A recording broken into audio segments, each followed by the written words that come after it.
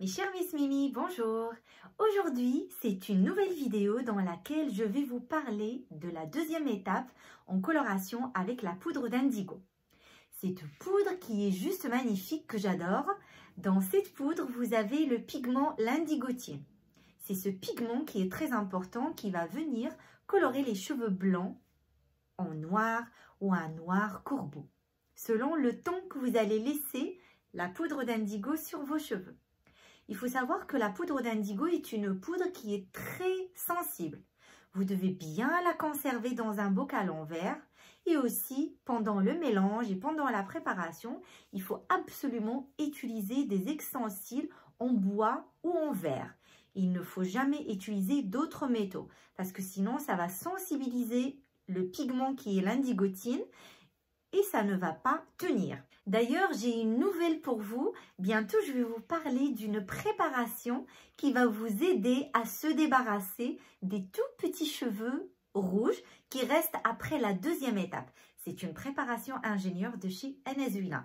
Ça va être une prochaine vidéo, mais pas celle qui va arriver. J'ai promis de vous faire une vidéo pour vous expliquer comment faire le tourbillon pour avoir de magnifiques ondulations et d'éviter le coiffeur à chaque fois et les brushings et les lissages qui abîment les cheveux.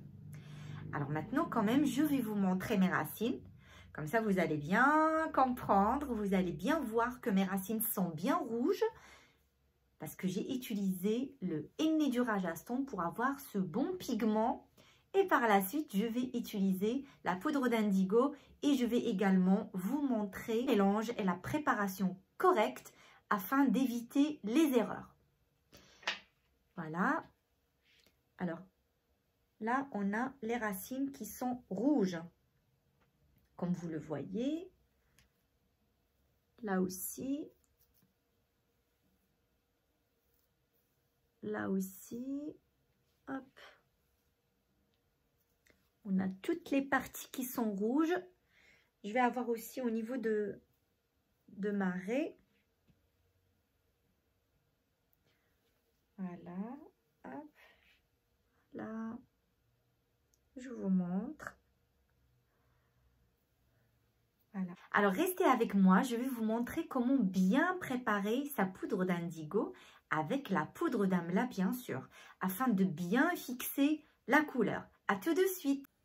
Et me voilà, alors je vais avoir besoin de la poudre d'indigo de chez Enesuina, comme vous le voyez, c'est bien pour les cheveux blancs.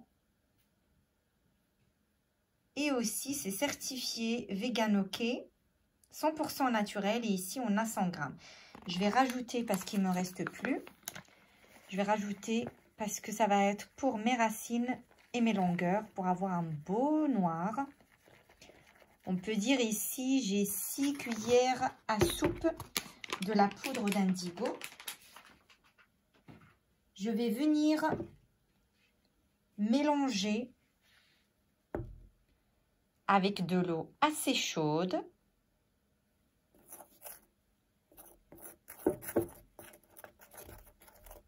On va bien mélanger. Il faut savoir que la poudre d'indigo aime l'eau.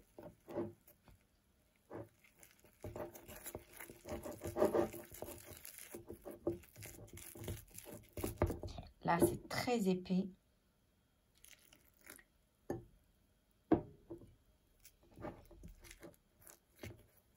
On va aller doucement. Comme vous le remarquez, ici, j'ai mis que la poudre d'indigo. Je n'ai pas encore rajouté la poudre d'amla. C'est très important d'aller tout doucement, de mélanger chaque poudre séparément. Et par la suite, le résultat va être magnifique.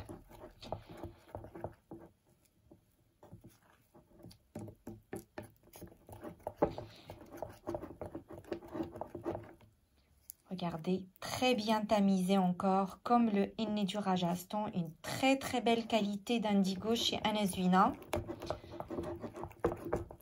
Travaillé avec amour par les dames du Rajasthan. Alors, comme vous le voyez, cette texture est encore épaisse pour moi.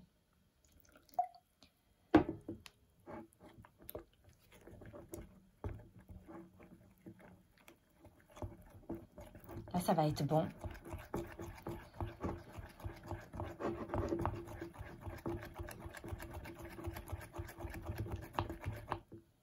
Hop. Et voilà, normalement, ça, c'est ma texture. Vous voyez, ça, c'est la bonne texture. Je vais venir rajouter une cuillère à soupe de la poudre d'amla ou deux. Je peux même rajouter 2 cuillères à soupe de la poudre d'amla qui va bien nourrir mes cheveux, qui va bien fixer le pigment d'indigotine sur mes cheveux blancs. Hop.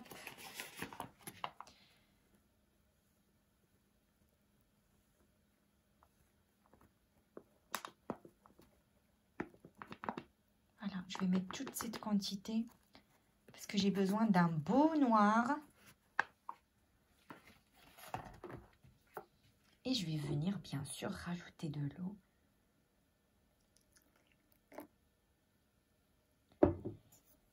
Et on va venir mélanger encore tout doucement.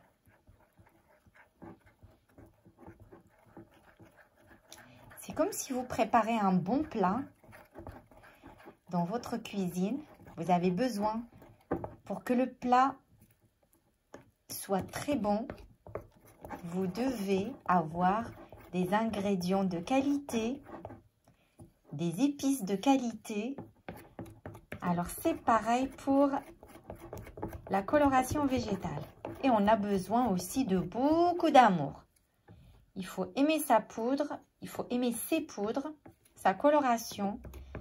Il faut avoir envie de colorer ses cheveux, sinon ça ne fonctionnera pas. Des fois, je sens qu'il y a des femmes qui sont très stressées, rien qu'à l'idée de colorer leurs cheveux. Et avant même qu'elles me montrent le résultat, je sais que ça ne marchera pas. Et c'est ce qui arrive d'ailleurs. Ça ne marche pas. Arrêtez de stresser, ce n'est qu'une poudre. Alors, regardez cette qualité. Regardez ce mélange. Regardez cette belle qualité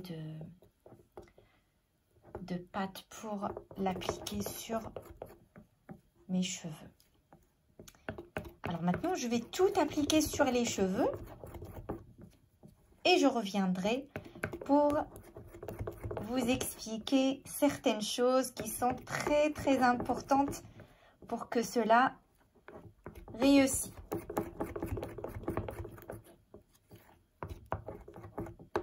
À tout à l'heure. Alors, je vais vous montrer avant de commencer. Je viens de partager, de déviser mes cheveux. Vous voyez? Et cette partie, on va venir mettre notre pâte d'indigo et d'amla en premier. Et on va venir les travailler comme ceci. On va appliquer, et là, et ici, et là, et là, et ici. Vous voyez toutes ces parties, toutes ces... Vous voyez? Et par la suite, on va venir bien appliquer sur les racines. Je vais vous montrer. À la fin, je vais revenir et je vais vous montrer comment je vais appliquer la poudre d'indigo sur ces parties. Il ne faut pas oublier derrière les oreilles. Il faut avoir une bonne quantité de la poudre d'indigo et la poudre d'amla. Sinon, effectivement, ça ne marchera pas. Si vous économisez la poudre, ça ne marche pas. On a besoin d'une grosse quantité, une pâte bien onctueuse pour le devant de nos cheveux. À tout de suite. Me voilà, alors j'ai mis du noir pour éviter de salir le bleu marine. Alors là, je vais vous montrer comment on va appliquer. Alors le reste, je vais l'appliquer sur les racines comme ceci. Il faut vraiment utiliser une pâte bien épaisse. Il faut bien remplir parce que ce sont des cheveux qui résistent. Voilà. Hop. Oh. Magnifique ça, hein, en pleine vidéo. Pour vous les Miss Mimi. Ah, je suis belle, hein.